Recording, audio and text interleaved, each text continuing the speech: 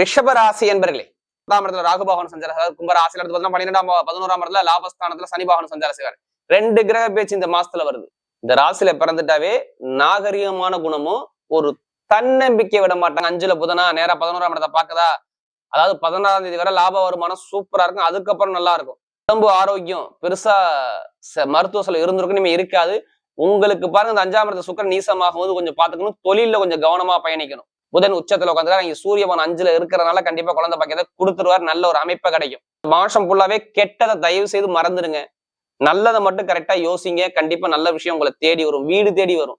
கண்டிப்பா புரட்டாசி மாசம் பேசி வைப்பாங்க, ஐப்பசியில கல்யாணம் நடக்கும். நிறைய பேருக்கு திருமணத்துல எந்த ஒரு தடையும் வராது. வேலை மாற்றம் எதுவும் மாறணுமா, கண்டிப்பா மாறுவீங்க. கண்டிப்பா அரசாங்க வேலை நிறைய பேர் கிடைக்கும் போது பாத்துக்கங்க. தொழில் பண்றவங்க, புதுசா பண்றவங்க, ஜாதகத்தை பார்த்து தசாபதியை பார்த்து கண்டிப்பா தொழில் சாத்தி 11ஆம் இடத்துல சனி பகவானை பாக்குறோம். யார் ஜாதகத்துல சனி பகவான் நல்லா இருக்காரோ, யார் ஜாதகத்துல புதன் பகவான் நல்லா இருக்கோ, அவங்க எல்லாத்துக்குமே லாட்ரி யோகம் இப்ப எளிதியே நம்ம கொடுத்துடலாம். நல்ல ஒரு அமைப்பு இருக்கு. நல்ல நேரம் பக்கவா இருக்கு. இதை எடுத்துக்கூடிய விதம் தான் உங்க ஜாதகத்துல தசாபதியை மட்டும் எடுத்து பாத்துக்குங்க.